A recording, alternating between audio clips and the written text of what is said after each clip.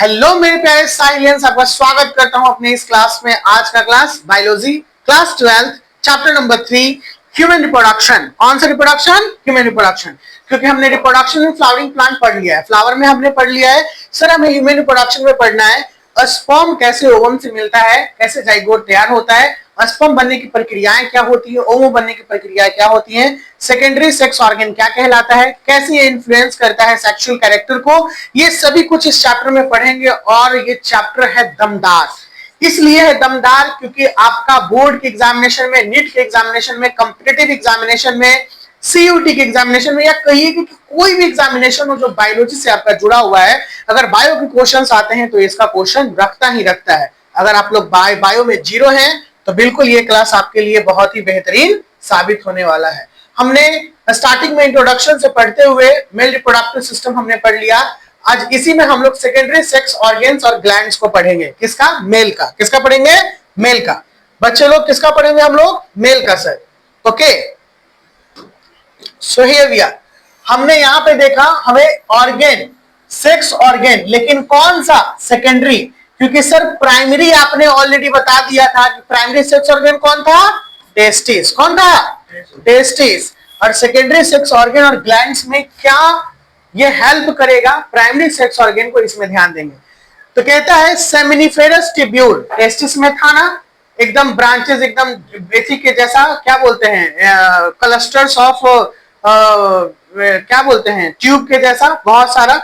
तो seminiferous tubules of the testis open into vasa इफेरेंसिया।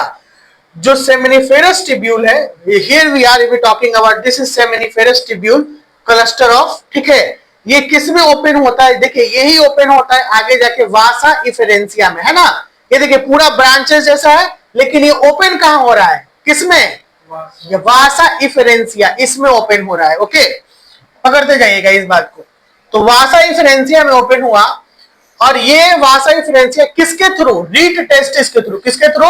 REET testis. तो इसके ऊपर में आपका रीट टेस्टिस होगा। देखिए this part it is known as rete testis. देखिए this part this is known as rete testis. इस पार्ट को क्या बोले? रीट टेस्टिस। इस पार्ट में जितने भी क्लस्टर हैं इसको क्या बोले? Seminiferous tubule. हालांकि टोटल पार्ट जो है किसका है? टेस्टिस का है। अब टेस्टिस के अंदर में बता रहे हैं कि ये पूरा भाग जो क्लस्टर जैसा है, ये सेमिनिफेरस ट्यूब्यूल रीट टेस्टिस के थ्रू वासा इफेरेंसिया में ये वाले पार्ट में ओपन हुआ, ठीक है ना। ये वाले पार्ट में, ये वाला में ओपन हुआ। This is part of the vasa efferentia. यहां पे छोड़ के आइए, this vasa efferentia leave this testis and open into epididymis located along the posterior surface of इस टेस्टिस। ये कहां पे अब जाकर ओपन हो गया? इपिडाइडेमिस। तो देखिए इपिडाइडेमिस आगे जाकर पड़ेगा 3 पार्ट में। तो इपिडाइडेमिस जो भी है, तीनों जो इपिडाइडेमिस लिखेगा वो तो पार्ट इपिडाइडेमिस का ही है। तो ये पोस्टीरियर पार्ट है, यानी पीछे वाला भाग में, जिसको हमने नाम दिया है कैपट इपिडाइडेमिस। क्या नाम दिया है? कैपट इपिडाइडेमिस। हालांकि इपिडाइडेमिस का पार्ट है इसलिए वहां पे इपिडाइडेमिस लिखा है, लेकिन पूरा डिटेल में अगर पूछेगा तो हम लोग बोलेंगे कैपट इपिडाइडेमिस, इस testis of the posterior surface. अब इपिडाइडेमिस जो है, देखिए 3 भाग लिख दिया यहाँ पे, 3 गो है, ठीक है। Epididymis involved in the temporary storage, nutrition and physiological maturation of motility of sperm. Epididymis में यानी जो जगह हमने अभी देखा, वहां पर जो स्पर्म होता है वो कुछ देर के लिए टेम्पोररी स्टोरेज, जब तक उसको निकलना नहीं है तब तक वो वहां पे स्टोर रहेगा, और वहीं पर स्टोर होकर वो क्या होगा? उसको न्यूट्रिशन मिलेगा, फिजियोलॉजिकल मैचुरेशन होगा और मोटिलिटी ऑफ स्पर्म होगा। यानी स्पर्म जो इमैच्योर था, इमैच्योर यानी स्पर्म बन रहा है, स्पर्म अभी इमैच्योर है, यानी उसके पास एबिलिटी नहीं है मूवमेंट का। तो इसी पार्ट में, ये वाले भाग में, एपिडाइडेमिस में, ये स्टोर्ड रहेगा। क्या रहेगा? स्टोर्ड। वहां पे इसको नरिशमेंट मिलेगा, धीरे धीरे स्पर्म बड़ा होगा, और स्पर्म बड़ा होने के बाद पूरा मैच्योर हो जाएगा। अब उसमें फाइनली मोटिलिटी आ जाती है। अब मोटिलिटी आ जाएगी जब उसको निकलना होगा, जब जरूरत होगा तो निकल के फिर वो अपना काम के लिए, फर्टिलाइजेशन के लिए आगे बढ़ेगा। ओके, तो temporary storage of sperm is epididymis. Temporary storage of sperm कहां पे होता है? एपिडाइडेमिस में होता है। एपिडाइडेमिस को डिवाइडेड करते हैं 3 पार्ट्स में। कितने पार्ट्स में? 3। जो एंटेरियर है, आगे वाला भाग, उसको हम लोग कहते हैं कैपट एपिडाइडेमिस। जो मिडिल वाला भाग है कॉर्पस एपिडाइडेमिस, और जो पीछे वाला भाग है कॉर्डा एपिडाइडेमिस। तीनों भाग यहाँ पे मैंने आपको फिगर में दे दिया है।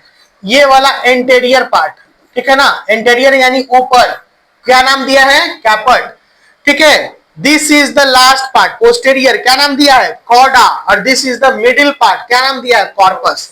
ये तीन गुण है, एंटेरियर, पोस्टेरियर, ठीक है ना, और ये मिडिल, ये क्या है, मिडिल।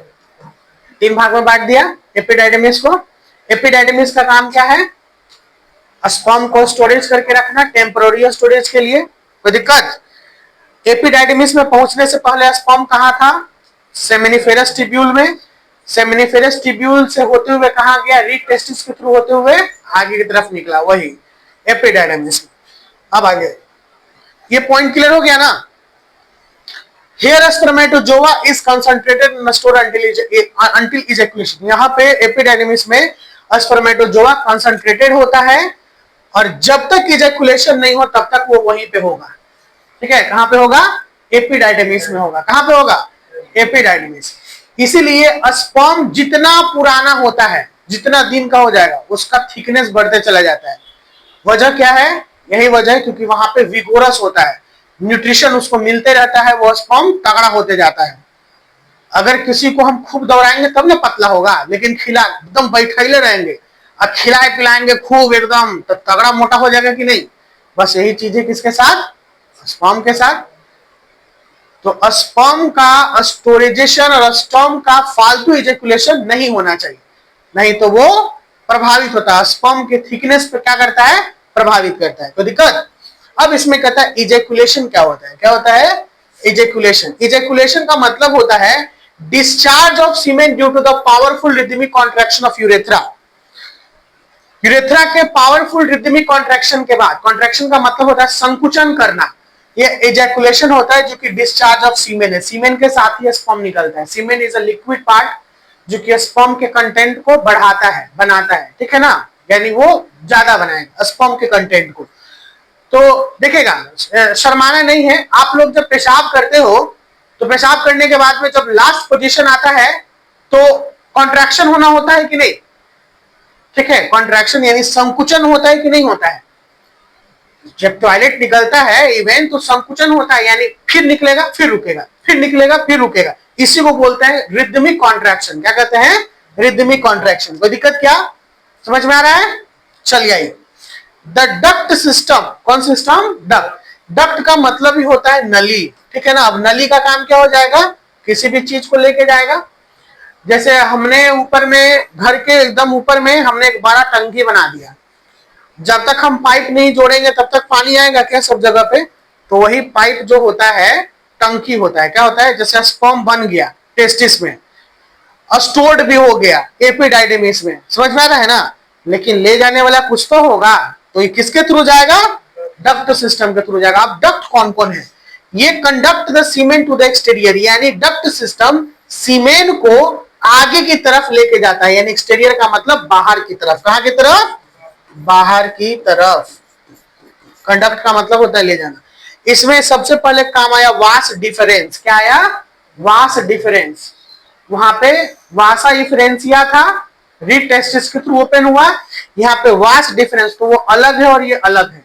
ये क्या है, एक लार्ज डक्ट है। कैसा डक्ट है, लार्ज यानी बड़ा डक्ट, जो कि अराइज करता है कॉर्डा एपिडाइडमिस से। कॉर्डा एपिडाइडमिस कहां था, कहां था, नीचे था कि ऊपर था, ऊपर, ऊपर केपट था और नीचे कॉर्डा था, यानी फाइनल आपका क्या हो जाएगा, कॉर्डा एपिडाइडमिस लास्ट है यहाँ पर, है ना। जो कि आगे इसको वास डिफरेंस के थ्रू, यही ना पढ़ रहे थे अभी, जो कि लंबा नली है, दिस इज द लार्ज, है ना, जो कि आगे की तरफ देखिए सब ही अंदर का है, लेकिन लास्ट में ई क्या दिया है, वास डिफरेंस। स्पर्म कहां था, कॉर्डा एपिडाइडमिस में, यहाँ पर फाइनल था, यहां से वास डिफरेंस होते हुए आगे की तरफ बढ़ेगा।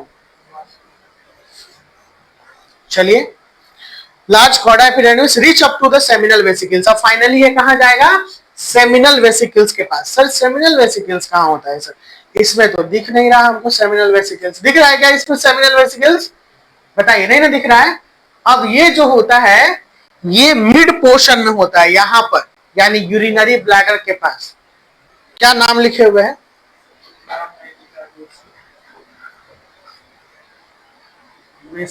नाम तो लिखा है, कोई बात नहीं, बजे दो। खाली देखना, वीडियो चल रहा है ना, देखिएगा। See this figure, where is the figure, see this figure, इसमें दिख रहा है आपको सेमिनल वेसिकल्स दिखा, कहां है, कहां है सेमिनल वेसिकल्स, देखिए यहां पे किसके पास है, यूरिनरी ब्लैडर के पास है। This is the like a urinary bladder seen, ठीक है, एम्पुला है, ये है आपका क्या है, सेमिनल वेसिकल्स। कैसा शेप में है, लीफ के शेप में है, कैसे शेप में है, लीफ। अब देखिए इसके बारे में क्या कहता है, कहता है एक है जो हम लोग seminal vesicles ejaculatory duct and short or straight muscular tube is formed the union of vas deferens and duct of seminal vesicles. They have contractile mechanism and the aids of the emission of seminal fluid. Ejaculatory duct एक short और straight muscular tube में आगे के जाके बनता है, जहां पे vas deferens का union का मतलब एक होता है vas deferens, और इसी में आगे जाके duct of seminal vesicles, कौन सा duct, सेमिनल वेसिकल्स के डक्ट में क्या होता है, वहां पर जाके मिलता है। दे हैव कॉन्ट्रैक्टाइल मैकेनिज्म, इसी के पास कॉन्ट्रैक्टाइल मैकेनिज्म होता है, यानी संकुचन। संकुचन का मतलब होता है कि किसी भी चीज को स्क्वीज करते हैं तो बाहर की तरफ निकलता है। जैसे आपका टूथपेस्ट है, सुबह सुबह उठते हैं, सबसे पहले स्क्वीजिंग का काम उसी पे आप करते हैं। टूथपेस्ट कैसे प्रेस किए, टूथपेस्ट गिर जाता है, ब्रश पे ब्रश करने लगते हैं, तो स्क्वीजिंग। तो इसमें जो ये है कॉन्ट्रैक्टाइल मैकेनिज्म, जो कि सेमिनल फ्लूइड का इमिशन करता है, क्योंकि सेमिनल वेसिकल से निकला तो कौन सा फ्लूइड निकला, सेमिनल फ्लूइड। नाम से ही क्लियर करा है, सेमिनल वेसिकल से। देखिए यहां पे ये जो मैंने बताया था, यहीं पे जब ये ट्यूब तो हालांकि दिखाया नहीं है इसमें, हाँ दिखाया है, देखिए वास डिफरेंस है ना, ये देखिएगा वास डिफरेंस, देखिएगा ये तो टेस्टिस है, सेमिनिफेरस ट्यूब्यूल अंदर में पूरे एकदम क्लस्टर बनाए हुए हैं, रीड टेस्टिस के थ्रू होते हुए कहां आ गया, एपिडाइडिमिस में आ गया।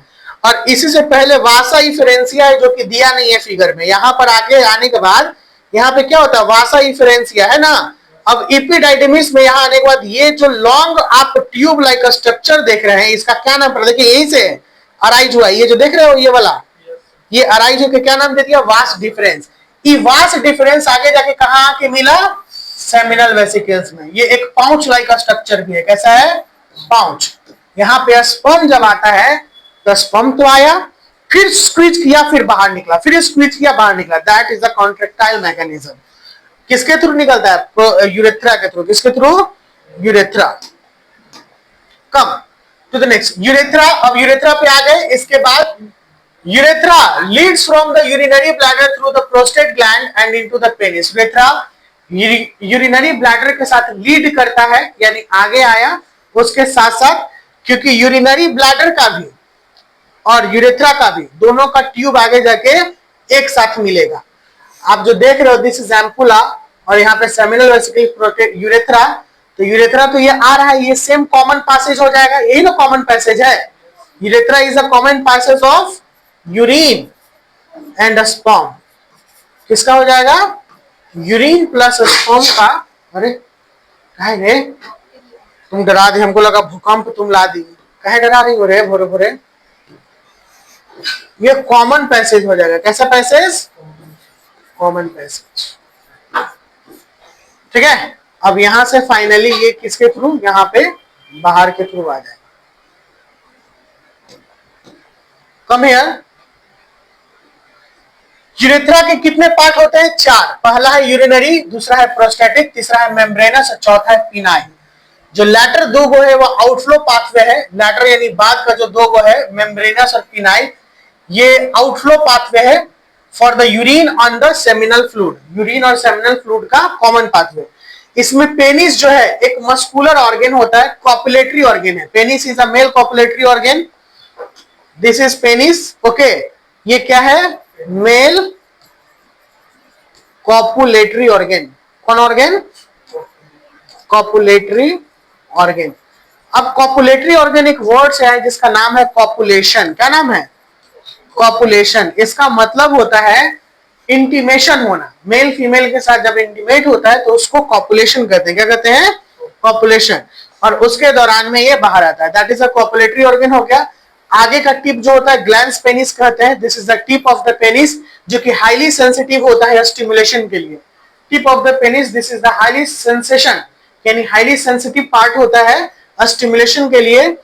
प्रीप्यूस जो हो जाता है लूज रिफ्रैक्टाइल कवरिंग होता है, ठीक है ना।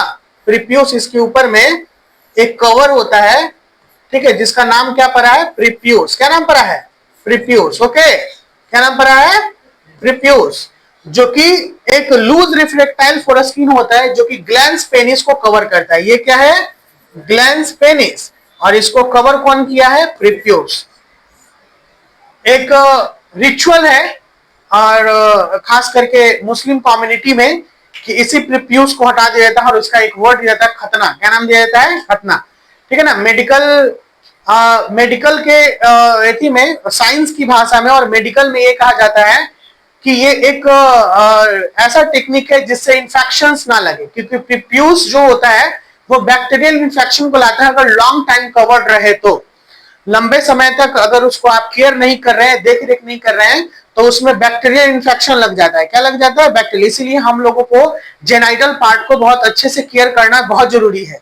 जेनाइटल पार्ट में बहुत प्रक्रिया के इन्फेक्शंस, एसटीडीज वगैरह का बहुत कॉमन चांसेस होता है होने का। तो इसीलिए मेडिकल कहता है कि this is not a ritual, the earliest people, और जो ये सब करते होंगे वो इन्फेक्शन से बचने के लिए करते होंगे, क्योंकि मेडिकल इन चीजों को नहीं मानता है। मेडिकल जो होता है या फिर साइंस जो हो जाता है वो मतलब रियलिटी में वो फैक्ट्स को मानता है कि इससे क्या बेनिफिट है और क्या नुकसान है, यही चीज है। Secretion of seminal vesicles of prostate and the period of bulbourethral gland constitute the seminal plasma which is rich in fructose। ये देखिए VVI क्वेश्चन है, याद कर लीजिएगा इसे, ठीक है ना। ये क्वेश्चन आपका board plus NEET plus CUET plus other exam सब में पूछे हुए हैं, पकड़िएगा। सेमिनल प्लाज्मा में क्या क्या होता है बच्चा लोग ध्यान दो, क्या होता है सेमिनल प्लाज्मा, फ्रुक्टोज, कैल्शियम और certain enzymes. Fructose, calcium, certain enzyme, यानी स्पर्म में यही होता है, स्पर्म सेमिनल प्लाज्मा के साथ मिला होता है। ये जो सिक्रेशन होता है याद रखिएगा, इसमें बल्बोयूरेथ्रल ग्लैंड, किसके द्वारा, बल्बोयूरेथ्रल ग्लैंड का ये हेल्प करता है लुब्रिकेशन ऑफ पेनिस को, ठीक है ना। और यही बल्बोयूरेथ्रल ग्लैंड फीमेल में बन जाता है कॉपर्स ग्लैंड। कौन ग्लैंड, कॉपर्स ग्लैंड। ये दोनों अलग अलग है, मेल में बोलते हैं बल्बोयूरेथ्रल ग्लैंड और फीमेल में बोलते हैं कॉपर्स ग्लैंड, जो कि लुब्रिकेशन के लिए, लुब्रिकेशन का मतलब होता है कि when you are going to start the sex या before the sex, the something is stimulated और something is secreted by our genital organ. Genital organ के द्वारा सिक्रेशन होता है। ये सिक्रेशन कौन करता है, बल्बोयूरेथ्रल ग्लैंड करता है। कौन करता है, बल्बोयूरेथ्रल ग्लैंड। आज हम लोग यहीं पे रोकेंगे इस क्लास को, ठीक है। दिया था यहाँ पे, दिया है बल्बोयूरेथ्रल ग्लैंड, नहीं दिया है, अगले वाला में पढ़ेंगे हम लोग। ओके चलिए, तो आज हम लोग यहीं पे रोकते हैं, अगले क्लास में सेमिनल प्लाज्मा, सेमिनल वेसिकल्स के साथ चलेंगे। Bye bye, take care, see you soon in the next session. Bye. 12:16 हो गया। कोई डाउट है क्या, कुछ पूछना है? जिस तरीके से पढ़ा दिए हमको नहीं लगता है कि आप लोगों को कुछ पूछना होगा, है ना।